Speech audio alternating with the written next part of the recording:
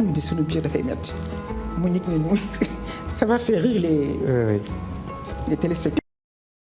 dafay métti mbaa du lii et puis on a rigolé. mbaa du sëriñ xonjam. et puis on a rigolé parce que à l'époque on ne connaissait pas ça. Oui. Honnêtement. C'est pas quelque chose qui se pratique. Surtout avec Bonan. Voilà. Et avec les darés et autres. Donc on appelle Eva et on lui en parle. Eva nous dit, oh oui, Eva Cole. Elle nous dit, oh c'est le trac. Oui. Elle faisait ses études de médecine. Elle nous dit, mais c'est le trac, ça c'est rien. Vous allez voir, ça va passer. Dès que vous allez toucher les premières balles, ça va passer. Donc, et c'est ce qui s'est passé exactement. On est venu au match vraiment tendu. Le début de match a été très difficile, mais après. Il a fait firéku. Voilà. Et puis bon, on a pu battre l'Ascar. Voilà. Et c'est la même chose. Au truc à Tunis, c'est la même chose qui s'est passé. Parce qu'en poule, qu'on batte l'équipe de 20 points, mais le jour de la finale, on savait que ça allait être plus dur, mais en plus de ça, Denis Bougon gagnait. Et puis il y avait la pression. On avait reçu déjà le fax ou le téléx à l'époque du président président Senghor, voilà, qui avait suivi de très près. Voilà. Donc loolu yëpp ay responsabilité la woon. Man maa leen waroon accompagner. Je rate l'avion entre Kaolack et Dakar. Oh là là, c'est dommage. Je rate l'avion. Raté nga lu rëy. Je rate l'avion entre Kaolack et Dakar. Et je me souviens bi ngeen di ñëw à l'aéroport. te ña fa jëkk la bokk parce qu'il fallait aussi vous accueillir. Je me souviens de Joseph Mathiam, Caroline Faye, qui sont venus vous accueillir à explosion de joie. Évidemment, c'était la première Coupe d'Afrique. C'était la première Coupe d'Afrique. Et vraiment, nous, on ne s'attendait pas à ça. Oui. Parce que, bon, peut-être parce que Ken Moussoulon Indindam. Voilà. Voilà. Et je me souviens de Bonan avec son chapeau. Tout à fait. Il avait le chapeau. Tout à fait. Qui est descendu donc, avec le chapeau. Quand on est sorti, moi, quand je suis sorti de l'avion, quand j'ai vu cette foule, je me suis dit, Wani, Founidjem. Mais après, vraiment, voilà, on a compris que c'était pour nous et vraiment on était heureux. Vraiment, on était heureux. C'est vrai. Vraiment, c'est vrai. Remercier. Voilà.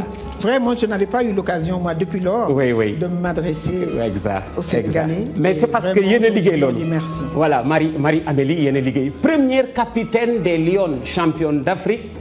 Ay sëtam dinañu dégg loolu te dafa di lu neex.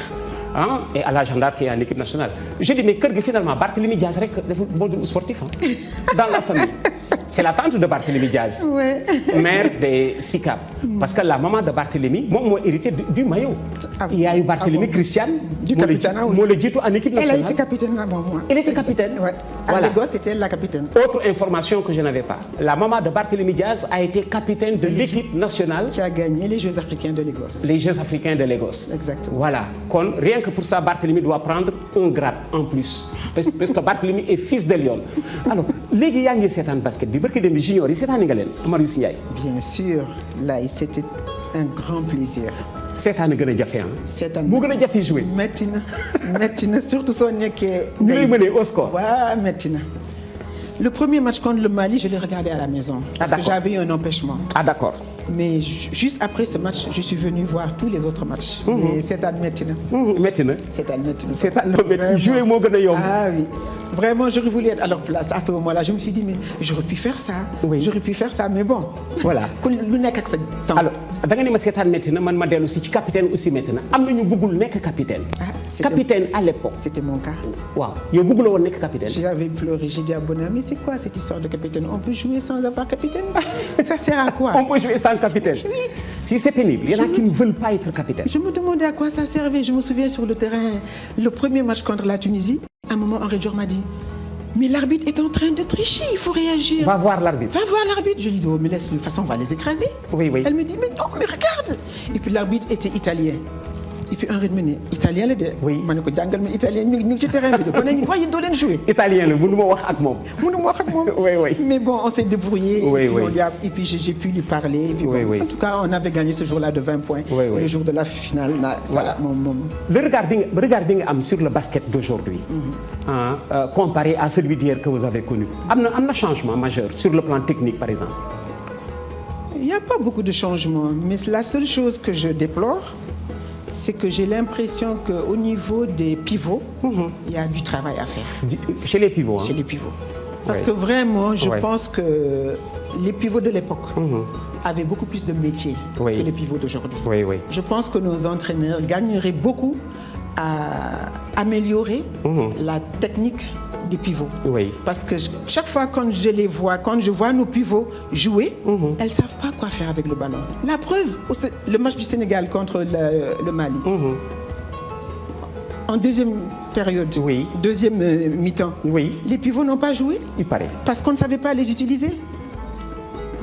On n'a fait jouer que des joueuses de champ. Et ça, c'est pas normal. Le Mali a une belle équipe parce que le Mali a des pivots qu'elles utilisent. L'atout majeur en basket, le pivot. Au basket, il faut avoir une grande taille. Exact. Et pourtant, le Sénégal a de grandes tailles, mais on ne les utilise pas parce qu'on ne les a pas assez, je pense, entraînés. On ne leur a pas donné le bœuf à bas.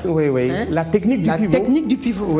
Parce qu'un pivot, moi je me souviens aux Jeux africains de Lagos, le jour de notre finale contre Madagascar. C'est un beau souvenir.